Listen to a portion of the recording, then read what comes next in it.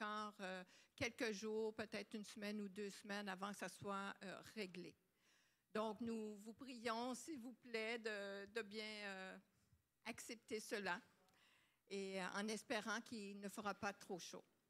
Donc, oui, les annonces ce matin. Donc, demain, dimanche matin, à 8 heures, sur Canal V.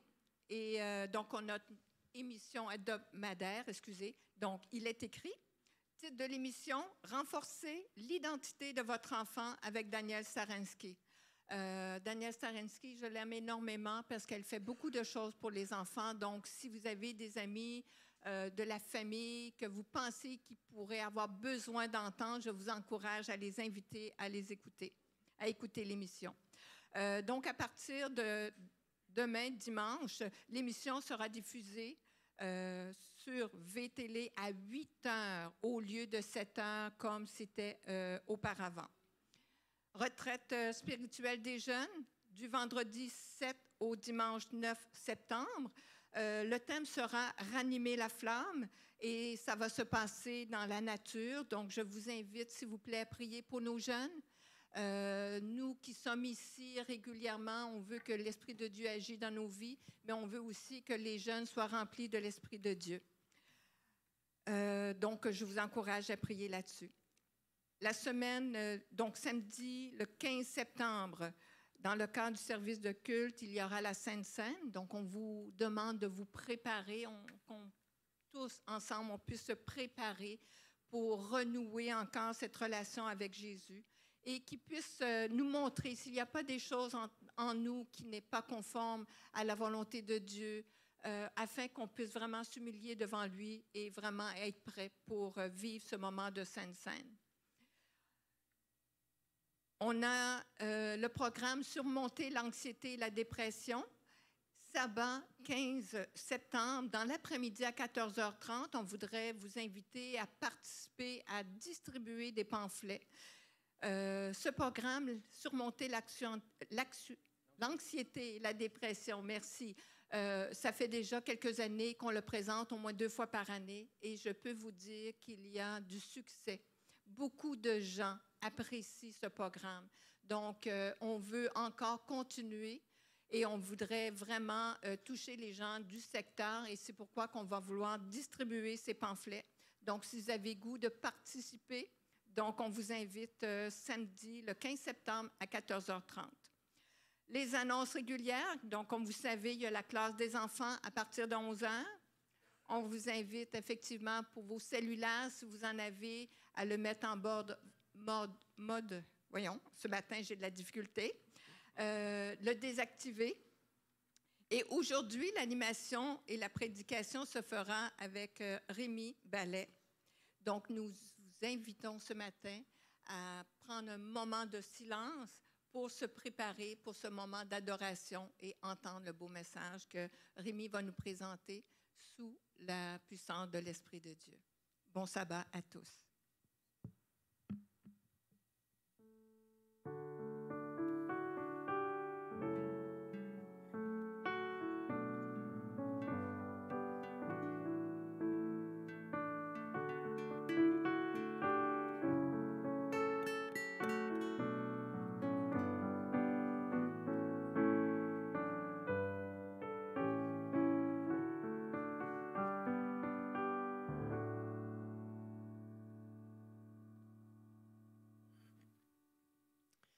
Encore une fois, bienvenue à tous aujourd'hui pour ce moment d'adoration, de partage, de prière, d'écoute de la parole de Dieu, de chant aussi.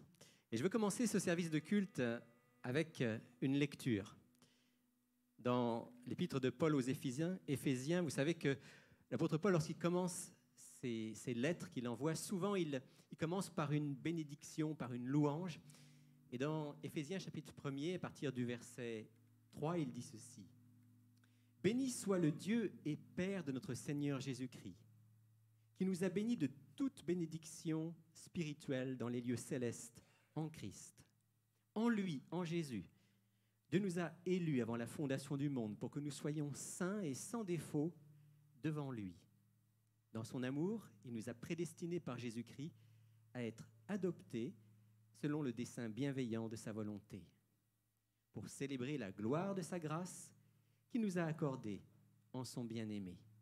En lui, et là il y a une promesse, en lui nous avons la rédemption par son sang, le pardon des péchés, selon la richesse de sa grâce. Et ce matin, on veut chanter cette grâce de Dieu, cette bonté de Christ qui est venu parmi nous. Et je vous invite à le faire en vous levant, en chantant ensemble « Hosanna, Hosanna au plus haut des cieux, nous célébrons son nom d'un cœur reconnaissant. »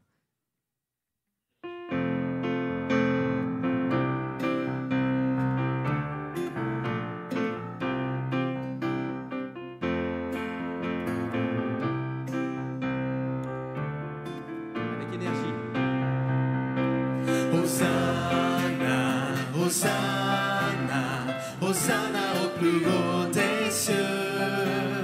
Hosanna, Hosanna, Hosanna au plus haut des cieux. Nous célébrons ton nom, nous célébrons ton nom. D'un cœur reconnaissant,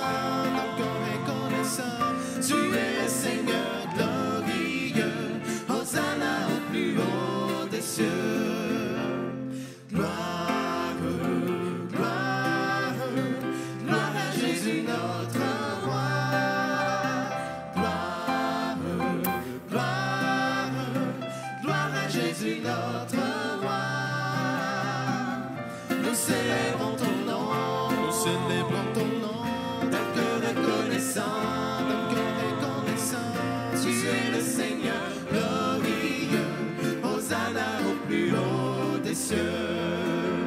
Hosanna, Hosanna, Hosanna au plus haut des cieux. Hosanna, Hosanna, Hosanna au plus haut des cieux. Nous célébrons ton nom, nous célébrons ton nom. D'un cœur reconnaissant, tu es le Seigneur glorieux. Hosanna au plus haut des cieux. Nous célébrons ton nom. Nous célébrons ton nom. Nous célébrons ton nom. D'un cœur reconnaissant, tu es le Seigneur glorieux. Hosanna au plus haut des cieux. Hosanna au plus haut des cieux. Hosanna au plus haut des cieux. Prions. Oh, merci Seigneur pour le salut que tu nous donnes. Hosanna, merci pour ce don. Chaque jour qui passe nous permet de voir que tu reviens bientôt. Aide-nous, Seigneur, à être sauvés. Merci. Nous voulons, Seigneur, que tu agrées ce culte en ce matin. Tu as dit toi-même que là où 2 ou 3 sont assemblés, tu es au milieu d'eux. Seigneur, merci d'être avec nous. Nous voulons être en ta présence. Tu es saint, tu es digne de louange, et que tout ce qui ne vient pas de toi soit évincé, que seul ton nom soit glorifié en ce matin. Parmi nous, nous t'en prions au nom de Jésus. Amen. Dans le Psaume chapitre 27, versets 4 à 7 et 11, il nous dit ceci. « Éternel, fais-moi connaître tes voies, enseigne-moi tes sentiers. Conduis-moi dans ta vérité et instruis-moi, car tu es le Dieu de mon salut. Tu es toujours mon espérance. Éternel, souviens-toi de ta miséricorde et de ta bonté, car elles sont éternelles. Ne te souviens pas des fautes de ma jeunesse, ni de mes transgressions. Souviens-toi de moi selon ta miséricorde, à cause de ta bonté, ô Éternel. C'est à cause de ton nom, ô Éternel, que tu pardonneras mon iniquité, car elle est grande.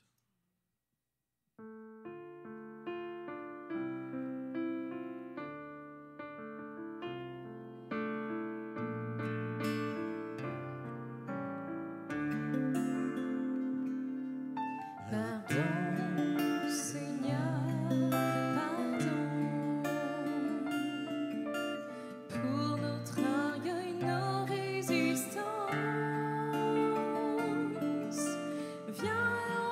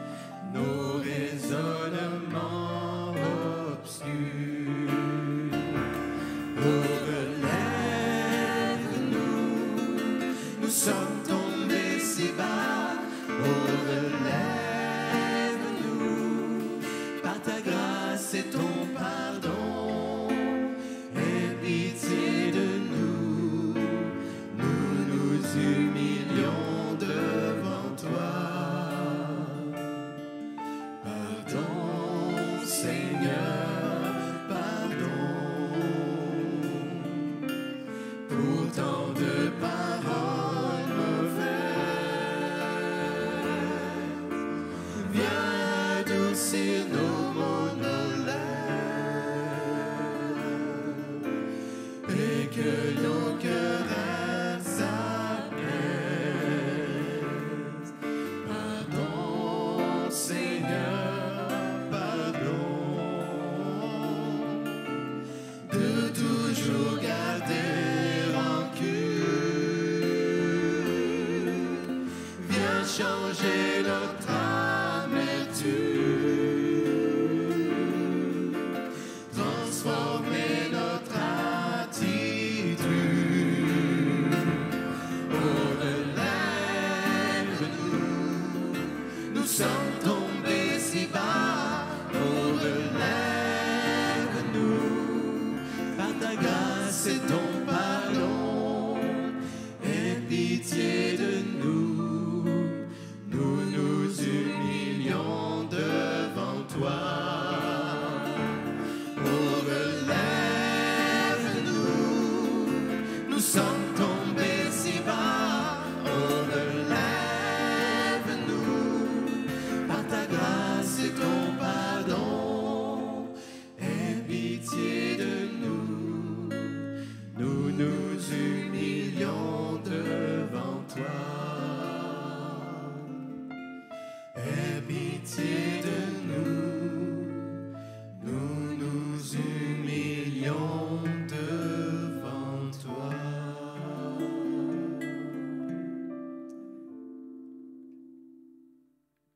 Oui, notre Père, ce chant est l'expression de notre cœur. On vient devant toi avec joie parce que tu es un Dieu d'amour qui nous accueille, mais aussi conscient, Seigneur, qu'on a vraiment besoin chaque jour d'être lavé, purifié, pardonné. En chantant ce chant, Seigneur, j'imagine que plusieurs d'entre nous, on a pu, dans le secret de notre cœur, te dire certaines choses qu'on avait à te dire concernant notre semaine écoulée. Seigneur, tout a été présenté. Nous avons voulu être honnêtes dans le secret de notre cœur. Et comme dit le psalmiste, il y a peut-être même des fautes et des péchés que nous ignorons. Seigneur, montre-les-nous et pardonne-nous aussi. Parce que nous voulons vivre notre vie et vivre ce moment de culte vraiment en étant réconciliés avec toi. Et c'est formidable, Seigneur, de savoir que grâce à toi, grâce à ton amour, grâce à la vie de Jésus, à sa mort, à sa résurrection, là maintenant, pour chacun d'entre nous, si nous avons été honnêtes avec toi, eh bien, il n'y a plus d'obstacle entre toi et nous. Nous sommes pleinement réconciliés. Et nous voulons te remercier pour cette paix que tu nous donnes, cette joie en toi. Que maintenant, Seigneur, tout ce que nous allons chanter, prier, lire, partager, puisse t'honorer au nom de Jésus. Amen. Vous pouvez vous asseoir.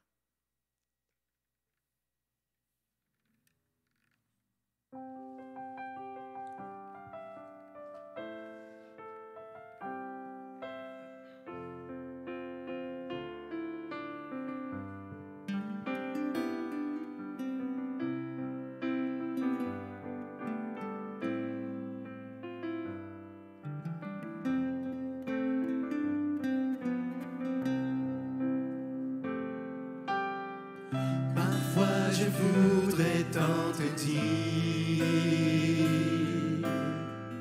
le bonheur de l'avoir trouvé. Jésus m'a appris ce qu'aimer veut dire, et puis ma vie a commencé. Si j'avais la sagesse de Salomon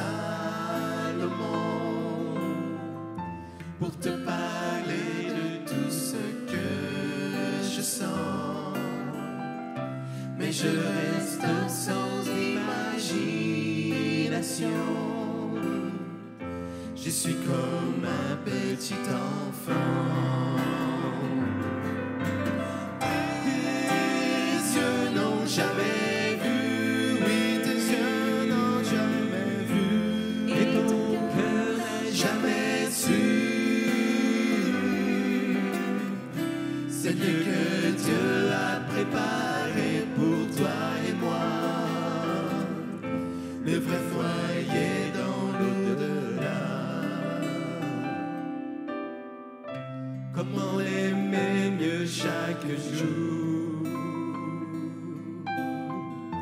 et le servir sans me lasser. Que chaque pensée soit pensée d'amour, que tous mes mots soient vérité. Tu sais, la route sera longue et tu connaîtras la douleur, mais dans lui cette confiance profonde.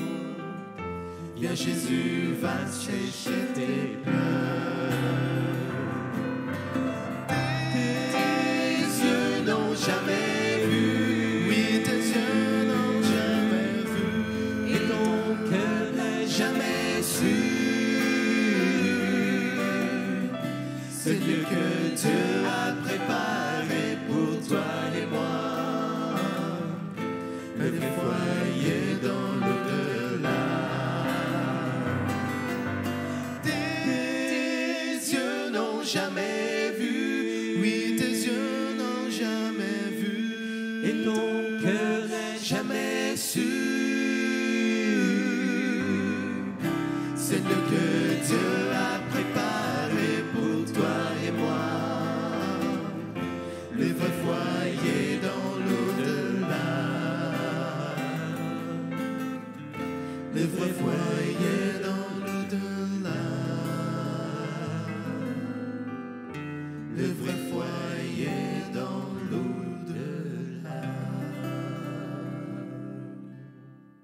Amen. On se prépare, on a hâte pour ce foyer que Dieu nous prépare. Et on voudrait que le plus grand nombre puisse y être. Et j'aimerais partager avec vous juste un court témoignage en lien avec ce qu'on vit au niveau de Il est écrit émission de télévision. Vous savez, le studio est juste au-dessus. Les bureaux sont juste au-dessus. Et cette émission, elle est diffusée chaque semaine à la télévision. Beaucoup vont la voir sur Internet. Et je veux remercier Dieu parce que, même si c'était la période d'été, on a eu énormément de gens qui nous ont appelés pendant cette période de l'été. Beaucoup de gens qui nous ont téléphoné pour poser des questions sur les émissions, pour demander une Bible, pour demander un cours de Bible, pour exprimer aussi souvent leurs besoins.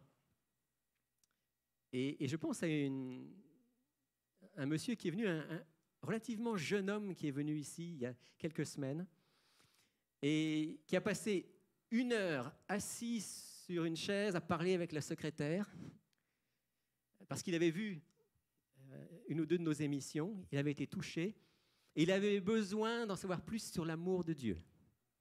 C'est quelqu'un qui a vécu beaucoup de choses difficiles dans sa vie, qui avait du mal à croire que Dieu l'aimait. Et pendant 1 heure, avec la secrétaire, ils ont parlé, ils ont lu des textes bibliques. Et ce jeune homme est reparti avec une joie plus grande. Alors maintenant, il y a tout un chemin à faire, à étudier la parole de Dieu, à connaître Dieu. Mais il est parti avec de l'espoir. Et je pense à cette dame, c'est jeudi, la secrétaire vient me voir, je suis dans mon bureau, elle me dit, écoute, je viens de parler avec une dame, c'est une dame qui ne connaît pas l'émission Il est écrit, elle a vu seulement 10 minutes de la dernière émission, c'est tout ce qu'elle a vu. Mais ça l'a touchée. Elle doit subir une opération très grave au cœur dans quelques semaines. Elle a peur, elle n'est pas en paix avec Dieu, et elle voudrait une visite. Est-ce que tu peux lui parler? Alors je lui ai dit, passe-la moi. Et donc, j'ai parlé avec elle quelques instants, et tout à l'heure, après le service de culte, avec mon épouse, on va aller lui rendre une visite. On va aller l'écouter, on va aller prier avec elle, on va aussi ouvrir la parole de Dieu. Et elle a demandé déjà à ce qu'on vienne avec la documentation. Elle veut lire des choses sur qu'est-ce que dit la Bible de la mort et de l'espérance au-delà de la mort. Elle veut lire des choses sur le pardon. Alors on lui apporte ça cet après-midi. Et je pourrais multiplier les exemples. Beaucoup de gens qui prennent contact avec nous. Alors j'aimerais vous demander de prier régulièrement pour cette émission et pour les gens qui regardent cette émission.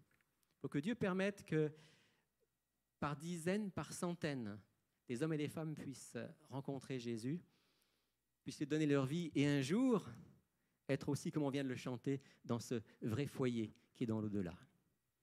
Là, je vous parle de l'émission Il est écrit parce que c'est un peu mon quotidien, mais chacun d'entre nous, on est des témoins pour Jésus. Chacun d'entre nous, on est appelé à être des lumières là où on est. Que Dieu nous aide par son Saint-Esprit, qu'on lui demande chaque jour, Seigneur, donne-moi ton Saint-Esprit pour que là où je suis, je puisse être une lumière, un témoin pour toi. Et vous savez, quand on fait cette prière régulièrement, bien régulièrement, Dieu met sur notre route des personnes à qui on peut faire du bien et avec qui on peut partager la bonne nouvelle. C'est notre mission. Et on va la chanter maintenant à travers ce chant qui dit « Annonçons partout la bonne nouvelle ». Jésus revient, il réunit tous ses enfants. Alors, n'ayons pas peur, soyons braves, sages, remplis d'amour, et que Dieu puisse se servir de nous comme ses témoins.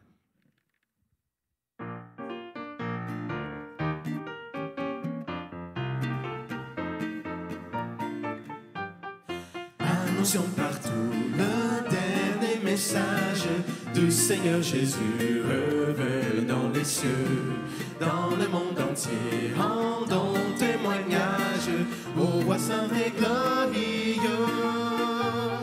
Annonçons partout la bonne nouvelle, Jésus réunit tous ses rachetés, il vient leur donner la vie éternelle, oh publions ses bontés.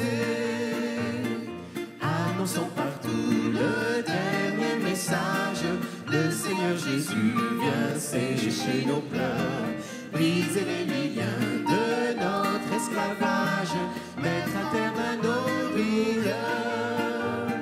Annonçons partout la bonne nouvelle, Jésus réunit tous ses rachetés, il vient leur donner la vie éternelle, oh publions ses bontés. Annonçons partout le dernier message, bientôt nous verrons la sainte cité. Gloire à notre Dieu, chrétien, bon courage, car voici l'éternité.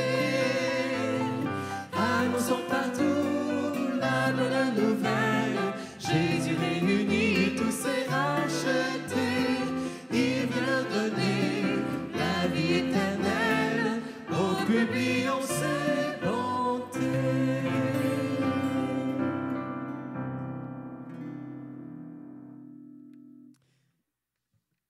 Et puis au-delà de notre témoignage personnel, là où nous nous trouvons, il y a aussi le témoignage à travers le monde. Cet été, pendant que j'étais en vacances, j'ai eu le privilège de lire un livre qui est le témoignage d'un missionnaire.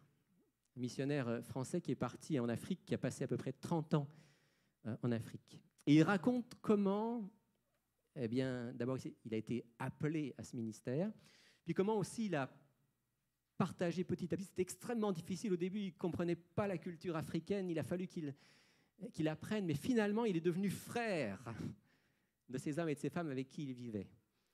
Et il a pu partager l'Évangile, voir des centaines et des centaines d'hommes et de femmes donner leur vie à Jésus-Christ, se préparer pour son retour. Et en lisant ce livre, ça m'a interpellé parce que je me suis dit, nous, finalement, souvent, on est quand même relativement confortable. Quand vous lisez l'histoire, vous voyez les conditions dans lesquelles il a vécu, dites, Seigneur, nous, c'est vraiment confortable, la vie qu'on mène. Et ça m'a interpellé en disant, Seigneur, aide-nous aussi à être prêts, comme les apôtres. On lit en ce moment à l'école du sabbat les actes des apôtres, comme les premiers disciples, à nous donner pour toi. À pas juste vouloir vivre notre petite vie confortable, puis de temps en temps, si ça ne nous dérange pas trop, on peut faire un petit peu de bien ou parler un petit peu de ta parole. Non, Seigneur, qu'on soit tout entier à toi. Et puis, il faut aussi, bien sûr, qu'il y ait des hommes et des femmes qui s'y consacrent entièrement, qui partent en mission. Et chaque samedi, lorsqu'on a le moment des dîmes et des offrandes, eh bien, sachez que ça contribue à cela. Certains posent la question, mais à quoi ça sert les dîmes et les offrandes ?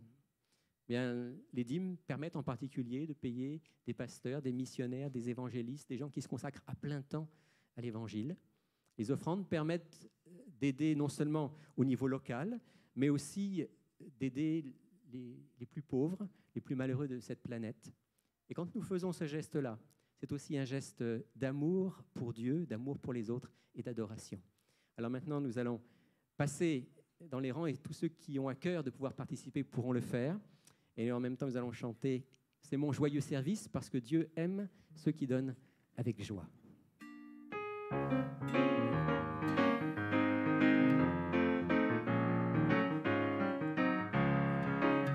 C'est mon joyeux service d'offrir à Jésus-Christ un vivant sacrifice, mon cœur et mon esprit. Accepte mon offrande, bien-aimé Fils de Dieu, et que sur moi descende la flamme du Seigneur. J'abandonne ma vie sans regret ni frayeur à ta grâce infinie, ô mon libérateur. Accepte mon offrande, bien-aimé Fils de Dieu, et que sur moi descende la flamme du Seigneur. Qu'un feu nouveau s'allume par ton amour en moi, et dans mon cœur consume ce qui n'est pas à toi. Accepte mon offrande, bien-aimé Fils de Dieu, et que sur moi descende la flamme du Seigneur. Viens Jésus, sois mon maître, par ton sang racheté. À toi seul je veux être, et pour l'éternité.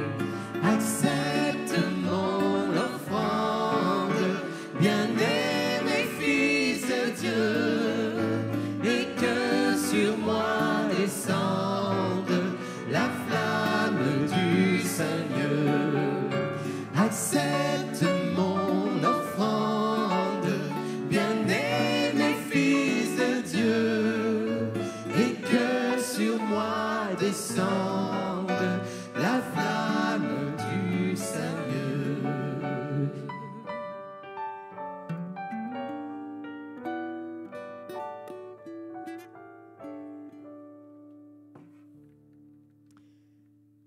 Merci Père Céleste, merci de nous donner les forces nécessaires et de pourvoir à nos besoins de chaque jour. Merci aussi Seigneur de pouvoir être collaborateur avec toi de différentes manières, par la prière, par le bien que nous pouvons faire autour de nous, par notre témoignage chrétien, et aussi Seigneur à travers ces dîmes et ces offrandes. Tu veuilles Seigneur faire en sorte qu'elles contribuent à faire connaître ton amour et le proche autour de Jésus à travers le monde. T'en prions en ton nom. Amen.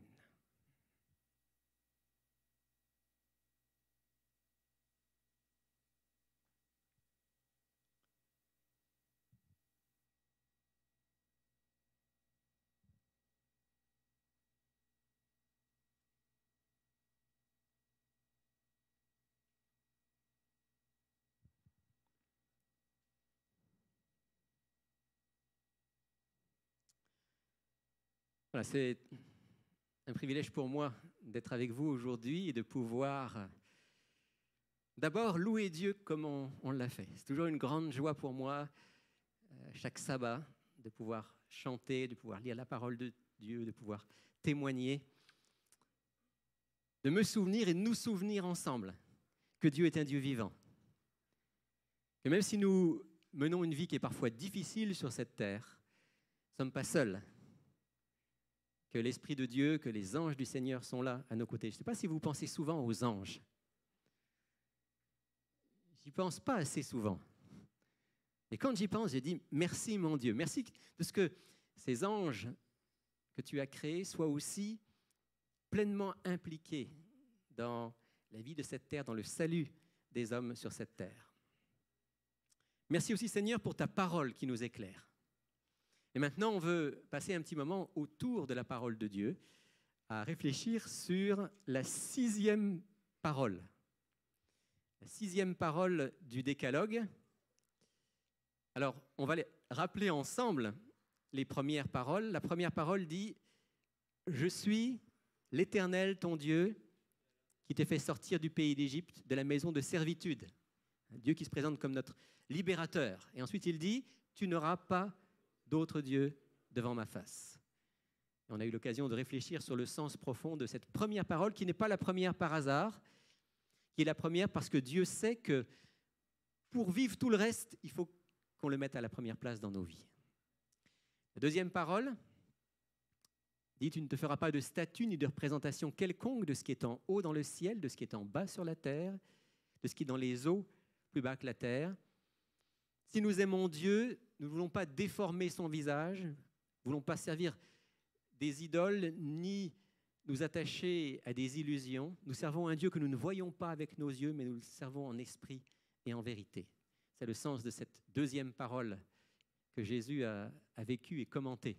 La troisième parole, « Tu ne prendras pas le nom de l'Éternel, ton Dieu, en vain. » Si nous aimons Dieu, nous allons veiller à la manière dont nous parlons de lui. Quand on aime quelqu'un, on n'en parle pas n'importe comment. Quand il s'agit de notre Créateur, encore plus. Et vous vous souvenez de ce qu'on avait pu dire à ce sujet. C'est une parole très importante, comme toutes les paroles. La quatrième parole, souviens-toi du jour du sabbat pour le sanctifier. Tu travailleras 6 jours et tu feras tout ton ouvrage, mais le 7e jour est le jour du sabbat de l'Éternel, ton Dieu. Nous sommes toujours dans l'amour de Dieu. Si nous aimons Dieu, nous mettons à la première place, eh bien nous sommes aussi à ce rendez-vous qu'il nous donne chaque semaine pour le rencontrer, pour l'adorer, pour nous ressourcer en lui. Et si nous sommes là aujourd'hui, c'est bien pour cela. Et je rappelle que le sabbat, ce n'est pas juste le samedi matin, au centre, il est écrit de 10h30 à midi. Le sabbat, c'est 24 heures que Dieu nous invite à mettre à part spécialement pour lui et pour les autres. La 5e parole, honore ton père et ta mère, afin que tes jours se prolongent dans le pays que l'Éternel, ton Dieu, te donne. Là, on rentre dans la 2e partie du Décalogue, qui traite de nos relations d'amour avec les autres. Et Dieu nous rappelle que notre premier prochain, eh bien, ce sont les membres de notre famille. Et que l'amour, eh bien, on l'apprend aussi à travers le respect et l'affection envers les parents. Et on avait rappelé aussi, quand on avait commenté cela, à quel point les parents ont aussi la responsabilité d'être honorables pour que leurs enfants puissent aussi comprendre ce qu'est l'amour et le respect. Et nous voilà arrivés maintenant à la 6e parole qui dit, c'est très lapidaire, 4 mots en français, 2 mots en hébreu. Tu ne tueras pas, tu ne tueras point. Ça, c'est un commandement, j'allais dire, qui est quasiment unanimement reconnu. Dans ce qu'on vient de lire avant, déjà, il y a tous les gens qui ne sont pas croyants ou qui ne sont pas intéressés par Dieu. Déjà, la première table, ils l'ont effacée. Et puis, même parmi les croyants, souvent, il y a certaines des paroles qui ne sont pas forcément prises en compte. Je veux dire, souviens-toi du jour du sabbat, par exemple, en est un bon exemple. Par contre, dans la 2e table, il y a plusieurs commandements qui sont comme reconnus à peu près par tout le monde. Si vous demandez à votre voisin, est-ce que c'est bien de tuer ? Je doute qu'il vous dise oui, pas de problème. Tu ne tueras pas, c'est quelque chose qui est reconnu à peu près par tout le monde. Pourtant, on va voir ensemble que même si globalement tout le monde est d'accord, en réalité c'est un commandement, c'est une parole qui est largement méconnue. Alors d'abord, on va expliquer ce que cette parole ne dit pas. La première chose que cette parole ne dit pas, c'est que ce serait une interdiction de tuer tout être vivant. Un jour, je me souviens, j'étais dans un camp avec des jeunes j'étais animateur dans ce camp, et un jeune est venu me voir parce qu'il avait été choqué parce que je venais de tuer un moustique. Il m'a dit, tu ne tueras point. Alors, on précise bien, cette parole ne parle pas des moustiques. On pourrait traduire aussi, tu ne commettras pas d'homicide, tu ne commettras pas de meurtre, tu n'assassineras pas. Donc il est question ici, Dieu nous dit de ne pas tuer un être humain. C'est vraiment ce que dit le texte. Le texte ne dit pas non plus, et on va y venir dans un instant, le texte ne dit pas non plus qu'en toute circonstance, il ne peut pas y avoir de mise à mort d'un être humain. En fait, si vous lisez bien l'Ancien Testament, vous verrez qu'il y a un certain nombre de péchés qui, dans le peuple d'Israël, étaient passibles de la peine de mort. Si vous lisez, on peut en lire un ou deux si vous voulez, parce que c'est quand même important de voir à quoi ça correspond. Par exemple, on va prendre Exode 21, verset 12.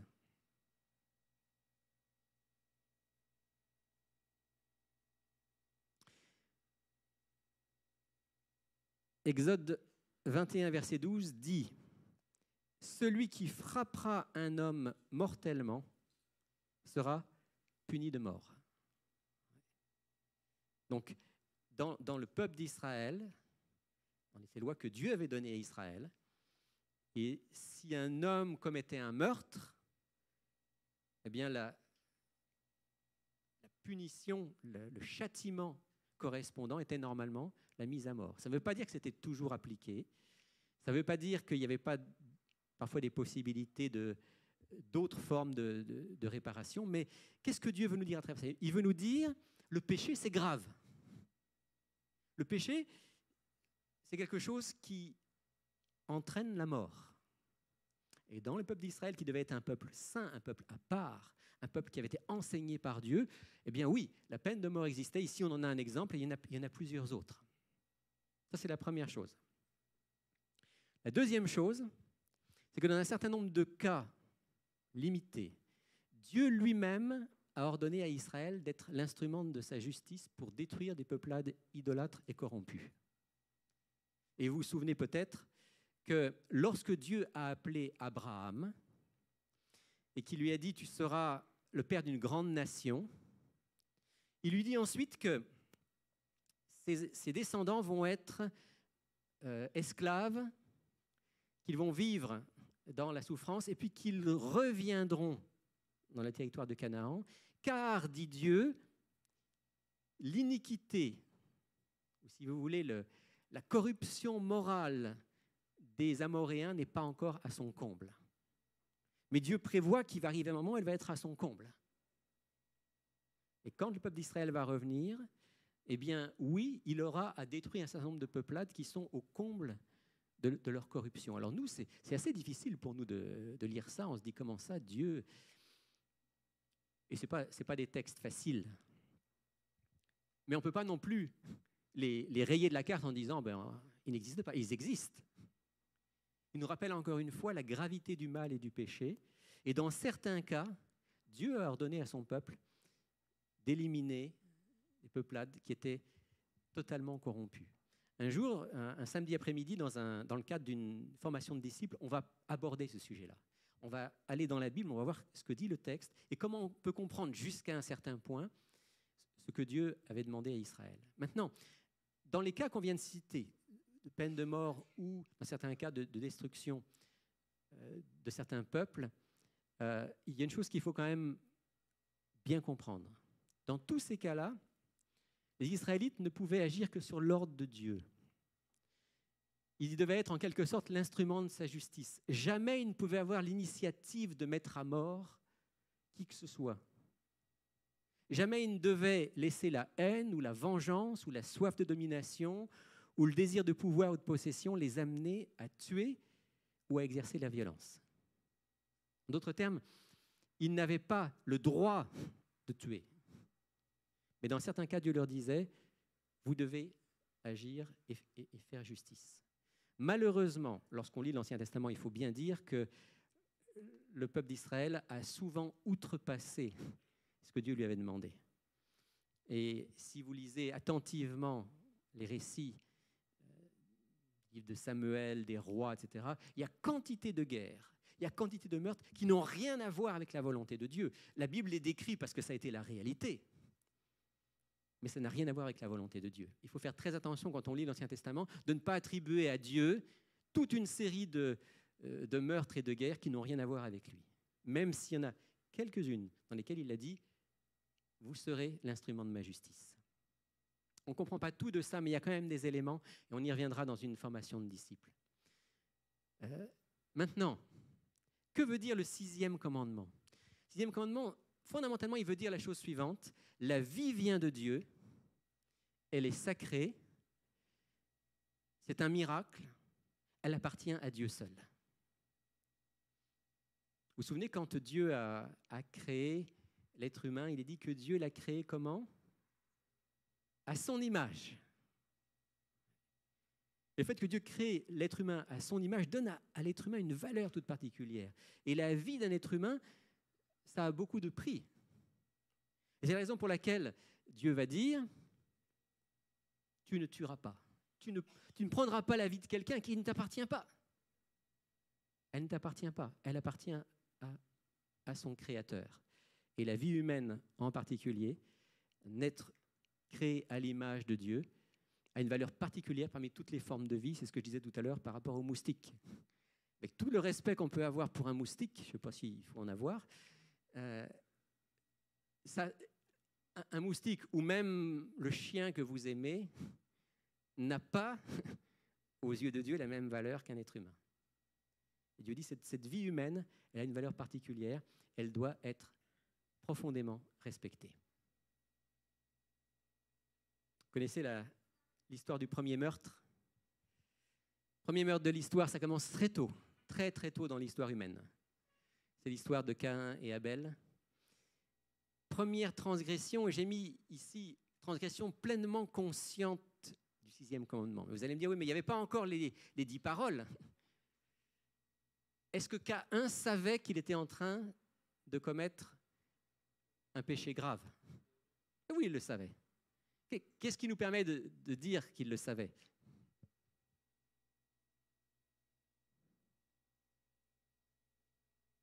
Ouais. Déjà, quand il y pensait, et quand il était jaloux de son frère, son visage trahissait le fait qu'il était très mal à l'aise. Et Dieu va l'interpeller en disant, « Pourquoi tu as ce visage-là ?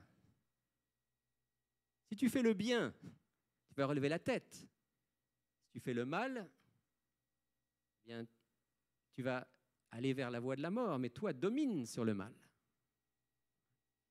Et puis, Caïn, lorsque Dieu l'a interpellé après le meurtre, Dieu lui a dit, « Où est ton frère, Abel ?» Réponse de Caïn, « Bah, je l'ai tué parce qu'il m'énervait. » Est-ce qu'il dit ça, Caïn ? Il dit, « Suis-je le gardien de mon frère ?» Si Caïn avait été à l'aise, il aurait clairement dit ce qu'il en était, mais Caïn, face à Dieu, sait qu'il a commis un acte terrible. Je ne sais pas, suis-je le gardien de mon frère ? Alors Dieu dit, qu'as-tu fait ? La voix du sang de ton frère crie du sol jusqu'à moi. Premier meurtre qui a dû être terrible. Je ne sais pas si on arrive à imaginer ce qui a pu se passer, parce que la famille humaine était toute petite. Il y a Adam et Ève, il y a Caïn et Abel, peut-être déjà quelques enfants. Et voilà que pour la première fois, un être humain disparaît. On expérimente la mort d'un être humain pour la première fois. Et on réalise le caractère terrible de cette mort, parce que c'est un non-retour. Bon, bien sûr, avec la vision du plan du salut, de ce que Jésus est venu faire, on voit Abel dans le royaume de Dieu. Et d'ailleurs, l'Épître aux Hébreux dit qu'Abel sera dans le royaume de Dieu. N'empêche que, pour ceux qui ont vécu ça, c'était la fin de la vie d'Abel, ça ça avait un caractère tragique. Ce premier meurtre a été le prélude à tous les autres, nombreux, tellement nombreux, qui ont suivi à travers l'histoire humaine. Et cette parole « tu ne tueras point », bien sûr, est d'abord et avant tout, comme on le disait tout à l'heure, l'interdiction du meurtre. Tu ne peux pas prendre la vie de quelqu'un, quelles que soient les circonstances. Si l'autre te déplaît, si l'autre fait des choses qui ne te plaisent pas, si tu considères qu'il a commis une injustice, donc tu ne peux pas prendre sa vie. C'est quand même intéressant de savoir, au Canada, on dit qu'il y a à peu près 600 personnes qui sont assassinées tous les ans. Un cinquième environ dans le cadre des violences entre conjoints. Et par ailleurs, il y a environ 800 tentatives de meurtre. Ce n'est pas beaucoup. Certains vont dire que ce n'est pas beaucoup. Si vous comparez à d'autres pays, si vous allez aux États-Unis, c'est bien pire. Si vous allez au Brésil, c'est bien pire. Et dans d'autres pays aussi. Malgré tout, ce sont des chiffres qui font réfléchir et qui nous rappellent que nous avons besoin que Dieu contrôle nos sentiments, contrôle nos passions, parce que quand l'homme est en colère, qu'il ne se maîtrise plus, tout peut arriver. Maintenant, ça, ce sont les meurtres recensés en tant que tels au niveau des statistiques Canada. Mais on pourrait s'arrêter là et dire, voilà, 6e parole, tu ne tueras point, tu ne commettras pas de meurtre. Il y a 600 personnes ou plus avec des tentatives de meurtre qui ont transgressé cette parole, mais moi, ça, de ce côté-là, je suis impeccable. J'ai tué personne. Sauf que, si on réfléchit bien, il y a toutes sortes de formes de meurtre. Il y a toutes sortes de formes de meurtre. Je vais juste en évoquer quelques-unes avec vous ce matin, et c'est bien évident qu'on ne va pas couvrir tout le sujet ce matin. Permettez-moi d'abord de vous parler d'un sujet délicat, mais dont je ne peux pas ne pas parler. Bien que dans de nombreux pays, l'avortement soit largement légalisé, qu'on le veuille ou non, aux yeux de Dieu, ça demeure une forme d'homicide. La vie que Dieu a donnée est précieuse. Un fœtus, c'est un enfant en devenir, c'est quelqu'un qui était destiné à la vie éternelle. Mettre fin à sa vie est d'une certaine manière un homicide. Vous vous souvenez de ce texte de Psaume 139 ? Je veux le lire avec vous. Psaume 139, versets 15 et 16, c'est David, sauf erreur de ma part, qui a écrit ce psaume. Et il dit ceci : « Je te célèbre, parle à Dieu, car je suis une créature merveilleuse. Tes œuvres sont des merveilles. » Quand on voit le corps humain, c'est extraordinaire. Et mon âme le reconnaît bien. Mon corps n'était pas caché devant toi lorsque j'ai été fait en secret, tissé dans les profondeurs de la terre. Une manière poétique de parler du fait quand il était dans le ventre de sa mère.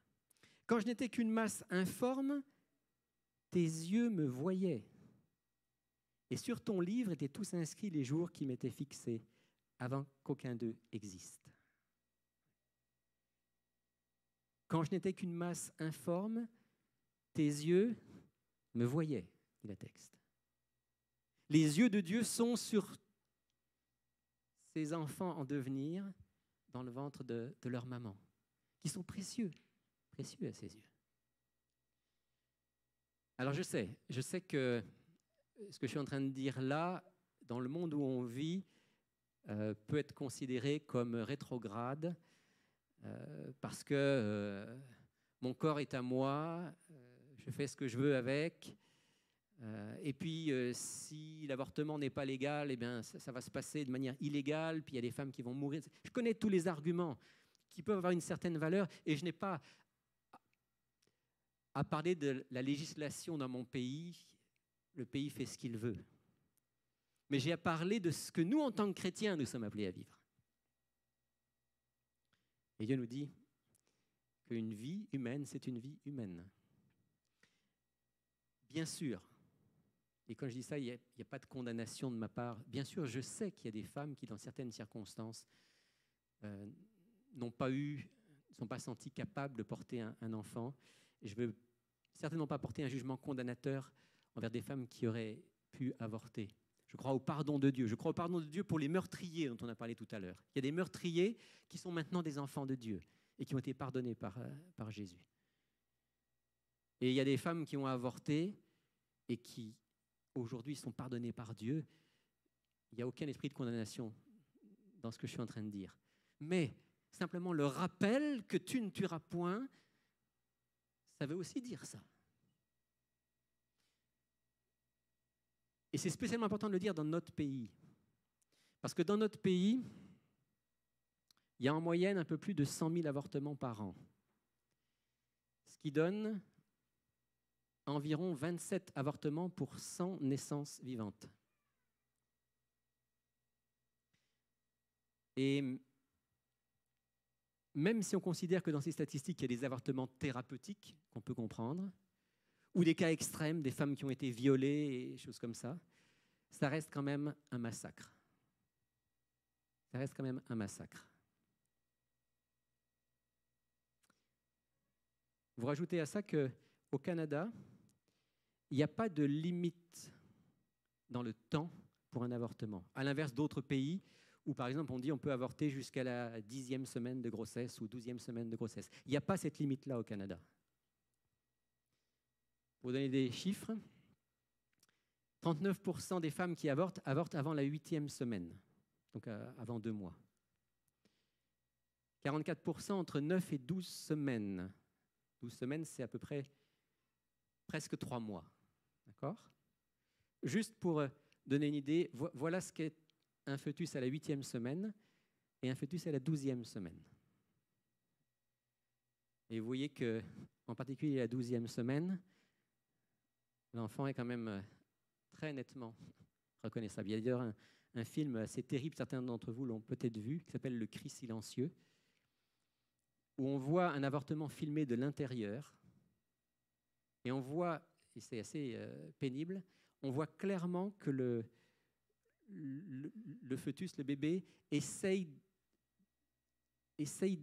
d'éviter l'espèce de ventouse qui l'aspire. C'est déjà un enfant. Maintenant, il y a encore 9% des femmes qui avortent entre la 13e et la 16e semaine. Là, on est à 4 mois, pratiquement. 4,5% des femmes avortent entre 17 et 20 semaines. Là, vous avez un enfant à 20 semaines. 3,5% avortent après 20 semaines. Je partage ces chiffres avec vous parce que moi, quand je les ai vus et que j'ai pris conscience, je n'ai pas pu m'empêcher de dire « Waouh, Seigneur, comment c'est possible qu'on fasse ça ?» Et c'est absolument légal. Ce qui est légal n'est pas forcément légitime aux yeux de Dieu. On s'entend ? Les lois de notre pays, on les respecte, mais quand il y a la loi du pays contre la loi de Dieu, on sait laquelle on suit. Et je ne rentre même pas dans quelque chose qui carrément me fâche. Je ne rentre même pas dans les raisons pour lesquelles les femmes avortent. Parce que c'est vrai qu'il y a des femmes qui avortent pour des raisons terribles. Bon, leur santé est en danger, l'enfant ne sera pas viable, ils ont été violés. Je pense qu'il faut avoir de la compréhension pour des cas comme ça. Mais il faut quand même qu'on sache que la majorité des femmes qui avortent parce que ça ne leur convient pas d'avoir un enfant à ce moment-là. Ce n'est même pas qu'ils ne veulent pas avoir d'enfant, ils ne veulent pas avoir un enfant à ce moment-là. À l'extrême, et c'est des cas qui existent, là je pousse un peu, mais à l'extrême, juillet, non, ça ne m'arrange pas. Ouais. C'est une vie. La vie que Dieu a donnée est sacrée. Et on ne peut pas y mettre fin n'importe comment. Oui, la vie vient de Dieu, elle est sacrée et Dieu nous invite à la protéger. C'est le sens de cette 6e parole. Tu ne tueras point, protège la vie. D'autres formes de meurtre, on parle aujourd'hui de l'aide médicale à mourir. Ça aussi, c'est un sujet extrêmement délicat. J'en ai conscience. Juste prenez conscience d'une chose, les mots. On dit pratiquement plus l'euthanasie, même si c'est encore utilisé. On dit surtout pas le suicide assisté ou l'aide au suicide, parce que ça sonne très très mal. On dit l'aide médicale à mourir. C'est comme si les mots nous permettaient de ne pas voir les choses exactement telles qu'elles sont réellement. Alors comprenez-moi bien, quand je parle de l'aide médicale à mourir comme aussi une forme de meurtre, je ne suis pas en train de dire que quelqu'un qui est très malade, qui souffre beaucoup, n'a pas droit à des égards particuliers. Qu'on ne fasse pas d'acharnement thérapeutique, c'est-à-dire qu'on ne cherche pas à maintenir en vie quelqu'un qui normalement partirait, c'est presque selon les lois de la nature. Qu'on permette à quelqu'un d'avoir des soins palliatifs pour lui permettre de ne pas souffrir, de souffrir le moins possible, c'est parfaitement compréhensible. Mais quand on commence à dire que quand quelqu'un a décidé que parce qu'il a une maladie considérée comme incurable, ou parce qu'il vit quelque chose d'insupportable, il peut décider de mettre fin à ses jours et on va l'aider à mettre fin à ses jours. Là, on arrive dans une zone qui est extrêmement dangereuse. D'ailleurs, vous savez qu'il y a des pays, ce n'est pas encore le cas au Canada, Dieu merci, mais il y a des pays où il n'y a pas besoin d'avoir une maladie incurable pour demander l'aide médicale à mourir. Il y a des pays dans lesquels où si vous êtes profondément insatisfait de votre vie, et puis la vie n'a aucun sens, et puis vous avez des gens autour de vous qui ont disparu, puis vous ne voulez plus vivre, vous pouvez obtenir l'aide médicale à mourir. En d'autres termes, le suicide assisté. Ça montre à quel point notre société, notre monde en général, a perdu la notion du fait que la vie est sacrée. Et c'est ça que le 6e commandement nous rappelle. La vie est sacrée. Elle vient de Dieu. Accompagnons-la jusqu'au bout. D'autres exemples par rapport à cette... Il y a bien sûr, et là je ne porte pas de jugement bien sûr sur qui que ce soit, mais il faut rappeler aussi que la vie que Dieu nous donne à nous est sacrée, et que donc le suicide n'est pas selon la volonté de Dieu. Encore une fois, comme je l'ai dit même pour les meurtriers, et comme je l'ai dit pour les femmes qui avortent, je ne porte pas de jugement condamnateur sur quelqu'un qui se suicide, mais il faut se souvenir, et ça doit être pour nous quelque chose de fort en tant que chrétiens, que Dieu nous invite à respecter notre propre vie. Et je pense à l'exemple de Job, parce que s'il y en a un qui aurait pu se suicider, c'est bien Job. Vous connaissez son histoire. Hein? Job, en une journée, il perd quasiment toute sa famille, en tout cas l'essentiel de sa famille. Et quelque temps après, il tombe malade, ça gratte, il a mal partout, et sa femme lui dit « suicide-toi ». Vous connaissez l'histoire ? Maudit Dieu et meurt, ça veut dire quoi ?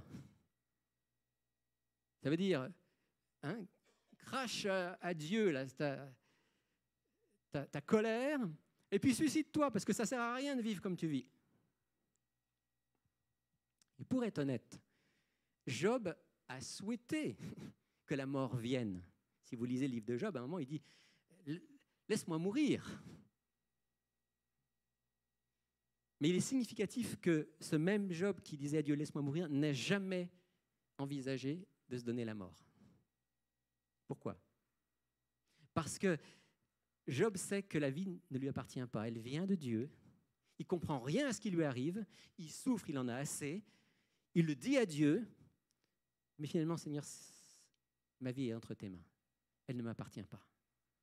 Et pour quelle raison est-ce qu'on ne va pas encourager le suicide, ni le suicide assisté ou l'aide médicale à mourir ? Il y a plusieurs raisons. D'abord, la vie est sacrée, elle ne nous appartient pas. Ce n'est pas à nous d'y mettre fin.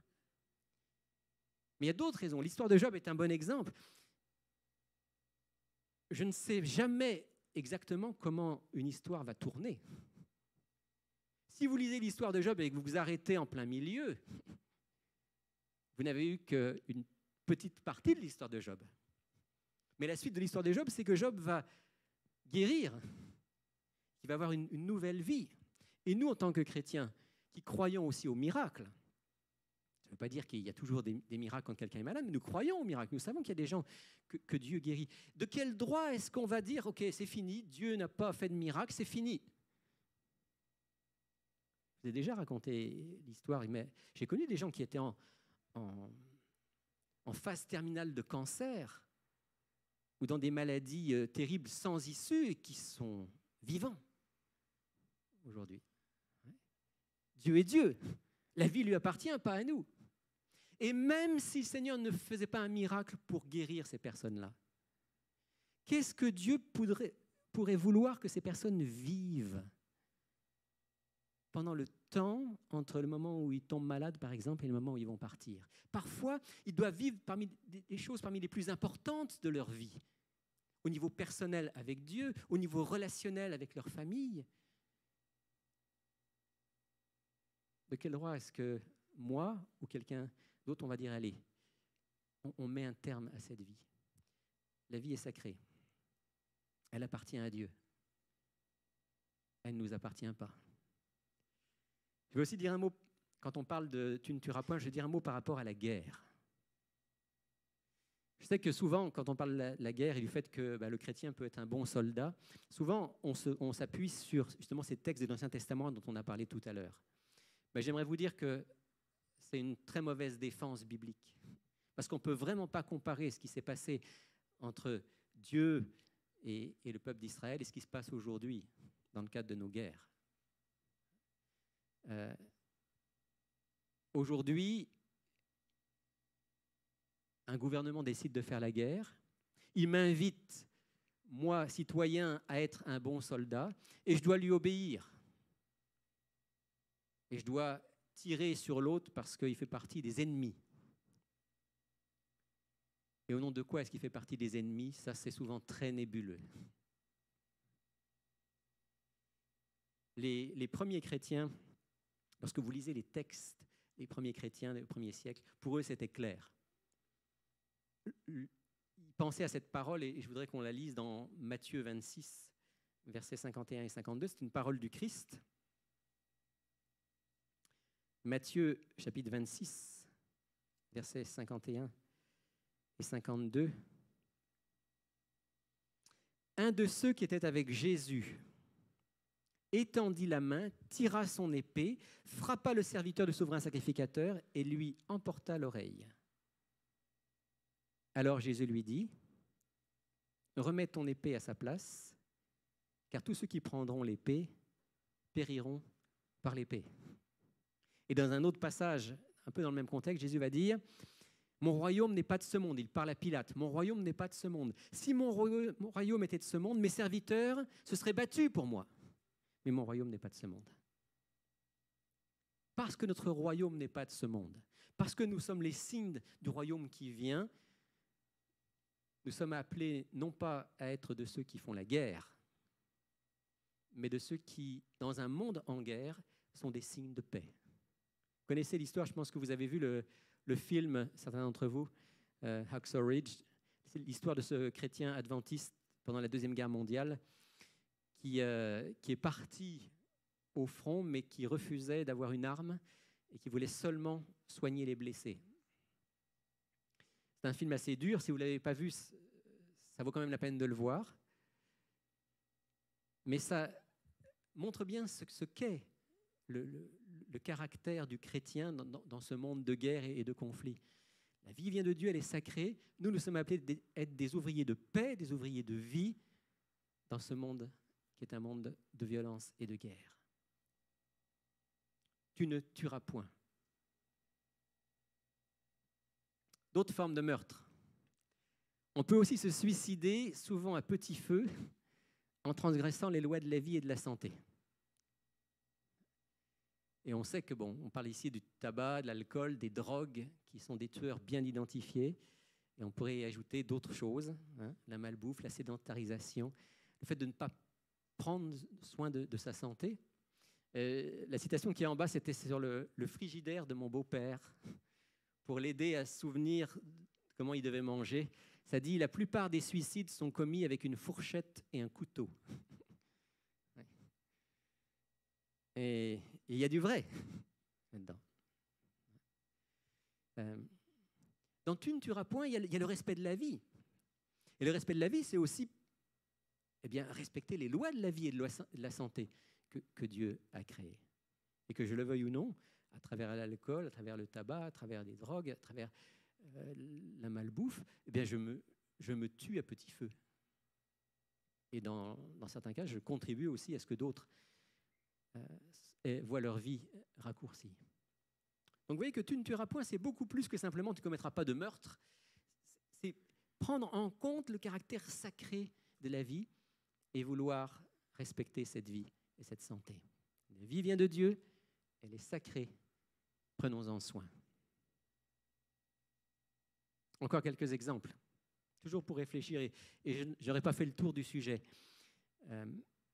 C'est aussi respecter la vie de mon prochain dans les contextes les plus divers. Par exemple, dans le milieu professionnel, si je suis responsable de ce milieu professionnel, je dois veiller à ce que tout ce qui est fait soit fait avec des règles de sécurité, de respect pour chacun.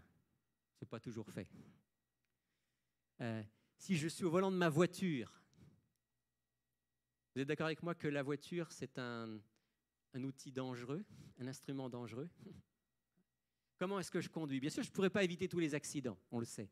Mais est-ce que je vais faire le choix de conduire d'une manière responsable? C'est inclus dans Tu ne tueras point. Parce que si je conduis comme un bolide, si je conduis à toute vitesse ou sans respecter les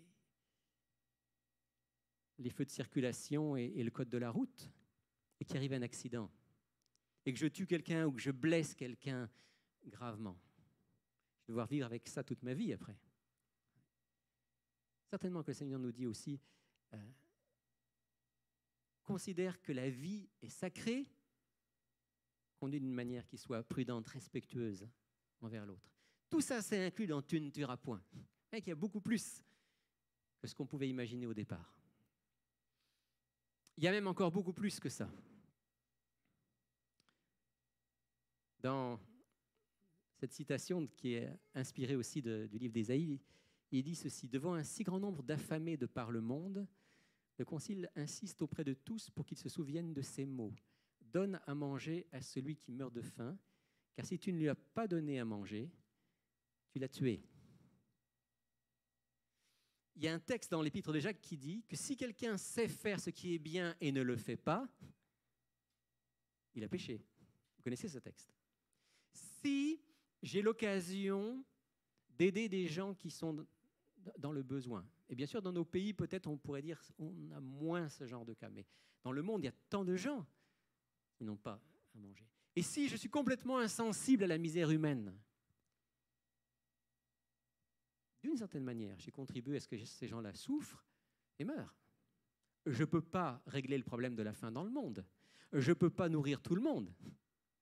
Mais si je ne suis pas, comme Jésus l'était, sensible à la misère humaine, je contribue à ce que certains dépérissent et meurent. En ce sens-là, tu ne tueras point. Souviens-toi que la vie est sacrée, fais tout ce que tu peux pour préserver la vie, la tienne, mais aussi celle des autres. Et puis Jésus va faire des commentaires qui vont nous amener au-delà du meurtre physique. Jusqu'à présent, on a parlé seulement de la mort physique et de la violence physique. Mais le sens profond des commandements de Dieu, c'est l'amour du prochain. Et au-delà de l'interdiction du meurtre et de la violence physique, la 6e parole nous invite à rejeter toute forme d'agression et de violence envers notre prochain. Est-ce qu'on est d'accord qu'il y a des gestes, des mots ou même des silences qui peuvent tuer? Je peux tuer avec des mots, je peux tuer avec des gestes. Alors le but de Dieu à travers cette 6e parole, c'est de nous libérer de toute violence, même intérieure, pour des relations aimantes, respectueuses et pacifiques. Et au cas où j'ai pu voir toute cette liste qu'on a vue ensemble sur les meurtres et me dire, dans tout ça, j'ai l'impression que je ne suis pas concerné. Pas sûr. En tout cas, moi, je ne peux pas dire que je ne suis pas concerné par rien de ce qu'on a vu avant. Mais au cas où je suis arrivé jusque-là en me disant, jusque-là, tout va bien. Quand j'arrive là, je pense que plus aucun d'entre nous ne peut dire, moi, là, impeccable. Parce qu'à chaque fois que j'ai parlé avec dureté, avec méchanceté à quelqu'un, à chaque fois que j'ai dit des mots qui tuent, ou que j'ai fait des gestes qui portent atteinte à la dignité de l'autre, j'ai transgressé la 6e parole selon Jésus. Qu'est-ce qu'il dit, Jésus? Il dit, vous avez entendu qu'il a été dit, tu ne commettras pas de meurtre. Celui qui commet un meurtre sera passible du jugement. Mais moi, je vous dis, alors, comprenez-vous bien, quand Jésus dit « mais moi, je vous dis », il n'est pas en train de dire qu'il est en opposition avec la 6e parole. Il veut simplement en donner le sens profond. Vous avez entendu dire qu'il ne faut pas commettre de meurtre et vous pensez que tout va bien. Mais attendez, écoutez-moi. Moi, je vous dis, quiconque se met en colère contre son frère sera passible du jugement. Celui qui dira à son frère « Raka », imbécile, sera justiciable du Sanhédrin. Celui qui lui dira « insensé » sera passible du feu de la géhenne. Ouais. Jésus va au-delà du geste physique et il va là où le commandement va vraiment, là où Dieu veut vraiment aller, c'est-à-dire à la racine, aux motivations. Il dit, tu n'as jamais tué quelqu'un, mais à chaque fois que tu as été dur, que tu t'es mis en colère contre quelqu'un, que tu as perdu le contrôle de toi, que tu lui as dit des mots, et tu as fait des gestes qui l'ont agressé, tu avais les motivations d'un meurtrier. D'ailleurs, l'apôtre Jean va le dire, il dit ceci, « Quiconque a de la haine pour son frère est un meurtrier. » C'est fort. « Quiconque a de la haine contre son frère est un meurtrier. Et vous savez qu'aucun meurtrier n'a la vie éternelle demeurant en lui. » Autrement dit, quand je laisse la haine, le ressentiment dans mon cœur, à ce moment-là, je ne suis pas en harmonie avec Dieu. Et j'ai besoin du pardon de Dieu et qu'il change mon cœur. Vous savez, il y a une histoire dont je me souviens qui montre bien le lien qu'il y a entre la haine, le ressentiment, la colère et le meurtre. Je me souviens de cet homme qui s'est retrouvé en prison. Et j'ai entendu son histoire parce que ma femme a travaillé à un moment en prison. Ma femme n'a pas été en prison, hein, mais elle a travaillé en prison, je précise, comme infirmière. Et bon, elle me racontait un petit peu toutes les histoires qu'elle vivait en prison. C'était intéressant parce que l'infirmière dans la prison, elle avait un rôle un peu particulier. Alors que les autres employés de la prison, qui étaient des gardes en règle générale, avaient une relation plutôt dure et conflictuelle avec les prisonniers. L'infirmière, elle avait plutôt une relation tranquille, plus pacifiée. Et donc, parmi les histoires que Bitton m'a racontées, il y avait l'histoire d'un homme qui était en prison, fait des années de prison, parce qu'un jour, il a eu une violente dispute avec un compatriote. C'est un immigrant, une violente dispute. Et puis, ils ont commencé à parler fort, ils ont commencé à... L'un et l'autre étaient en colère. Et puis, à un moment, donc cet homme qui était maintenant en prison, dans sa colère, alors qu'ils avaient parlé fort, il a dit à l'autre, maintenant, je ne veux plus te parler, laisse-moi tranquille. Puis, il l'a poussé comme ça. C'est tout ce qu'il a fait. Sauf que l'autre a perdu l'équilibre, il est tombé sur l'arête du trottoir. Il est mort. La tête sur l'arête du trottoir. Il est mort. Et donc, celui qui l'avait poussé s'est retrouvé en prison. Pourquoi je vous raconte cette histoire? Parce que ça montre le lien que Jésus fait entre la colère, la haine, le ressentiment et le meurtre. C'est sûr que ce n'était pas un meurtre volontaire, prémédité, mais les sentiments y étaient. Et Jésus dit, moi, je ne veux pas juste vous libérer du geste physique. Il y a des gens qui tueront jamais parce qu'ils n'aiment pas le sang. Alors, mais je veux vous libérer à l'intérieur. Je veux vous libérer de la violence. Je veux vous libérer de la haine. Je veux vous libérer de la rancune, du ressentiment. Parce que ça vous détruit et ça détruit les autres. Ça, c'est contre Dieu qui a créé la vie et qui veut qu'on respecte cette vie. Et c'est ce que Dieu veut nous dire à travers cette 6e parole. Non seulement de ne pas être des meurtriers dans tous les sens qu'on a vus dans la première partie de notre échange, mais aussi et surtout qu'on ne soit pas des meurtriers par la manière dont nous traitons les autres, par nos gestes, par nos mots, par nos silences, par nos comportements. Ne vous vengez pas vous-même, bien-aimés, dit l'apôtre Paul, mais laissez agir la colère. Il est écrit « À moi la vengeance, c'est moi qui rétribuerai, dit le Seigneur. Mais si ton ennemi a faim, donne-lui à manger. S'il a soif, donne-lui à boire. Ne sois pas vaincu par le mal, mais vainqueur du mal par le bien. » Voilà le sens profond de cette 6e parole. Voilà ce que Jésus nous a révélé. Jésus veut nous libérer de la haine, de la colère, de l'agressivité, de l'irrespect qui font tant de dégâts dans la société, dans les familles et même dans les églises. 6e parole exprime le désir de Dieu de nous voir reconnaître la valeur infinie de chaque vie humaine, de nous libérer de toute violence envers les autres et de nous permettre d'aimer comme Jésus nous a aimés. Je terminerai avec ces textes. Jésus a dit « Aimez-vous les uns les autres comme je vous ai aimés. Aimez même vos ennemis, car l'amour est l'accomplissement de la loi. » Amen. Et on veut terminer ce service en chantant cette prière qu'on a attribuée à François d'Assise et qui dit « Seigneur, fais de nous des ouvriers de paix.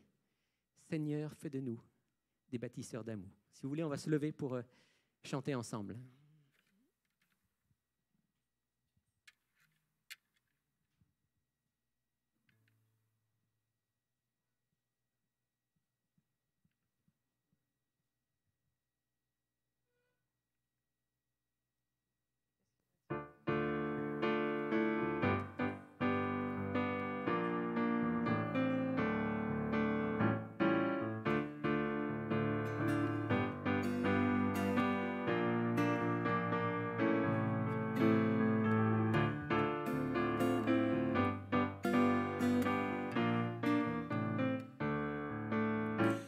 Seigneur, fais de nous des ouvriers de paix.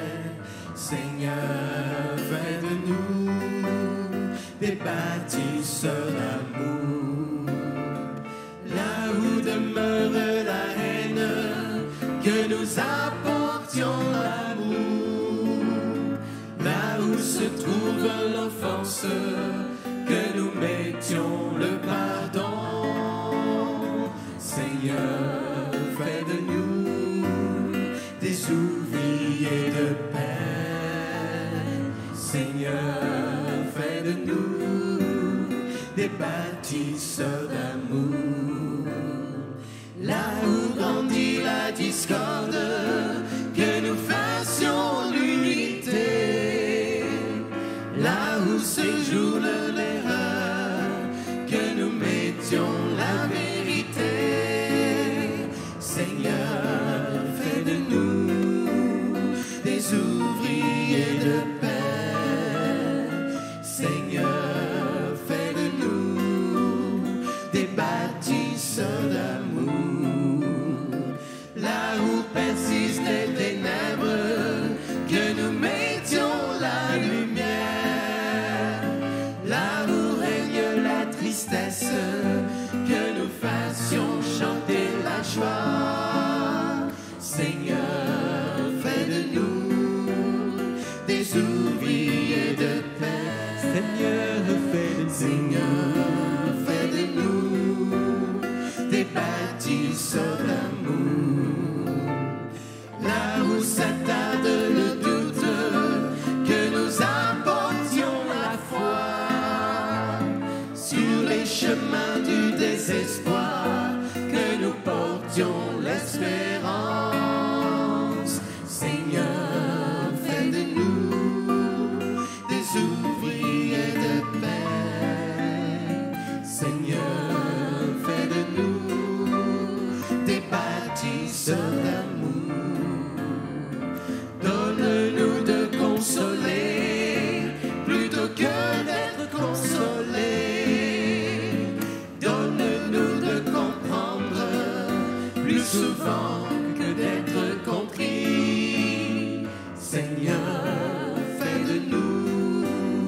des ouvriers de paix. Seigneur, fais de nous des bâtisseurs d'amour, car il faut savoir donner pour pouvoir être comblé, car il faut s'oublier pour pouvoir se retrouver. Seigneur, fais de nous des ouvriers de paix. Seigneur, fais de nous des bâtisseurs d'amour. Seigneur, fais de nous des ouvriers de paix. Seigneur, fais de nous des bâtisseurs d'amour.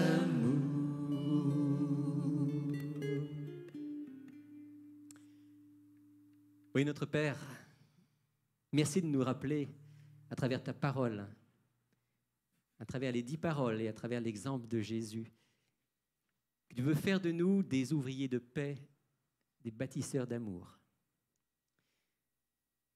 Seigneur, on doit reconnaître que naturellement, parce que nous sommes des enfants d'Adam et Ève, parce que nous avons fait aussi certains choix dans nos vies, naturellement, il arrive que la colère, la haine, la rancune, l'agressivité soient dans nos vies. Et on te demande pardon pour cela, Seigneur. On te demande de nous purifier, de nous libérer. Parfois, il a pu arriver que dans nos familles, nous puissions faire du mal à cause de cela.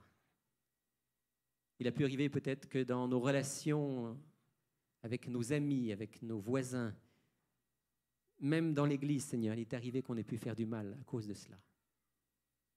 Aide-nous à en prendre conscience. Pardonne-nous et transforme-nous. Et permets, Seigneur, que chaque jour, te confiant notre vie, demandant au Saint-Esprit de vivre en nous, tu puisses mettre en nous cette capacité de répondre au mal par le bien. D'être des chrétiens solides qui se tiennent debout pour la vérité, mais qui à aucun moment ne vont agresser, faire violence à ceux qui les entourent. Te prions, Seigneur, dans un monde en guerre, que nous soyons des signes de paix. Et qu'ainsi, Seigneur, unis à Jésus, tu nous prépares pour le royaume qui vient, qui sera un royaume de paix et un royaume d'amour. Merci, Seigneur, d'entendre cette prière et merci de nous accompagner tout au long de cette semaine par ton Saint-Esprit et par ta parole, au nom de Jésus. Amen. Vous pouvez vous asseoir.